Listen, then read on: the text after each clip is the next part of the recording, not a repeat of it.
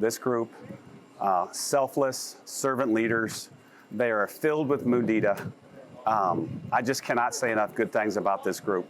And the whole season has been, peaks and valleys and adversity and, what happened in Arkansas to Montana.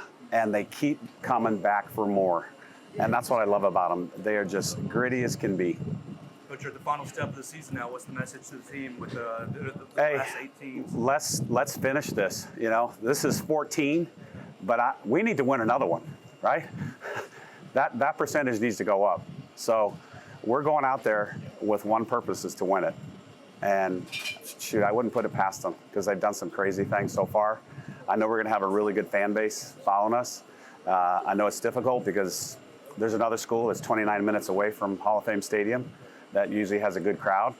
But we're just going to pretend they're going to cheer for us. You noted that it's most gratifying. We saw you celebrate now in the center field with the brickyard. We've never seen you do that. Is that just kind of shows how special this really is for you? Absolutely. I was hoping you didn't see that. I think my speed was 3.3 seconds for. It's not very good. I was just thrilled too for the fans because they put so much into us. It's a home field advantage for sure. It was the highest attended super regional, the highest attended regional, and it wasn't even close. And they come out every single time, like today. There's a ton of people right here behind us at the airport. And if I could thank every fan individually, I would do that. But thank you very much to everybody that supported us this year. You talked a little bit about Oklahoma. That's going to be a really tough team if you guys come up to face them. What's going to be the key to beating them if you get the opportunity?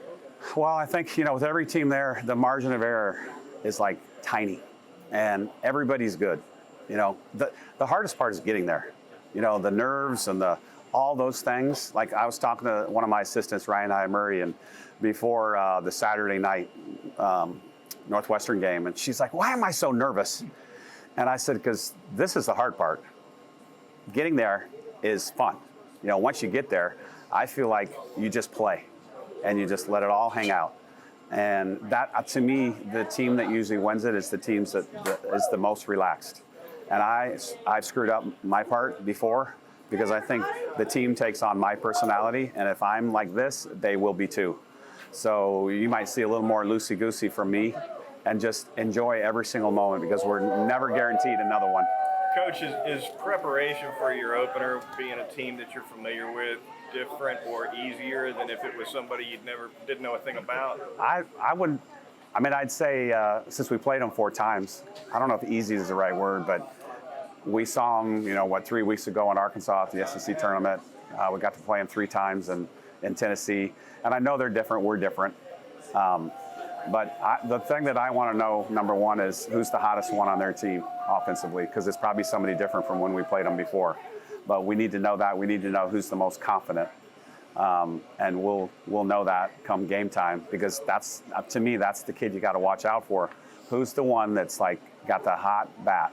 When the other day you mentioned going back the last 10 or 15 games on your own team. I guess you did the same analytic with who you're playing? Yes, absolutely. And ours was Ashley Prange, a long shot. She was hotter than heck, and she continued it. That's what was so key. Who was Tennessee's hot bat lately? I'm not going to tell you that. Coach, you found really good success with Jayla Torrance and Montana going 1-2. Montana getting a lot of the headlines, but just the growth in Jayla's ability to step up in the moment. Unreal. And I said before, she could have been Debbie the Downer, after the first month and a half, because she really didn't, after I looked at it, we used her in a relief role a lot. And one of you guys wrote that it was her first start since the North Alabama game, and I read it 3 times. I didn't believe it at first. I had to look it up on my phone, and I was like, "Holy buckets, that person was right." And then she cleaned up in the regional, and then did the same thing in the super regional. So that's another storyline. Obviously Montana, gritty, but Jayla Torrance, she grew a whole bunch this season, and I think she's got a bunch of brand new fans that really respect the heck out of her and what she did. we talked a lot about the parity in college sports, but 2 SEC teams get to make it back to Oklahoma City. That's happened. It's been a pretty recent trend that's been going on with the Big 12 also having Oklahoma and Oklahoma State. Just for the conference as a whole and the strength of softball as it's grown in your time, just where is it getting and where do you kind of foresee it going in the future? I was listening to ESPNU radio this morning on the way to the gym, and one of the gentlemen on there, and I was shaking my head all the way when I was driving. He's like, that sport is something special, college softball.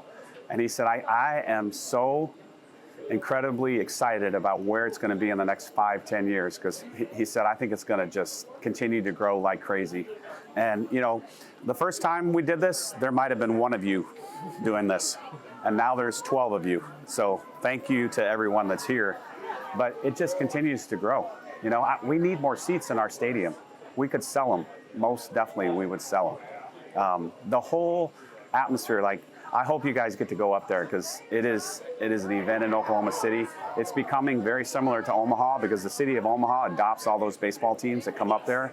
It's a tradition like none other, and I think Oklahoma City is starting to get like that, and it will just get better and better and better.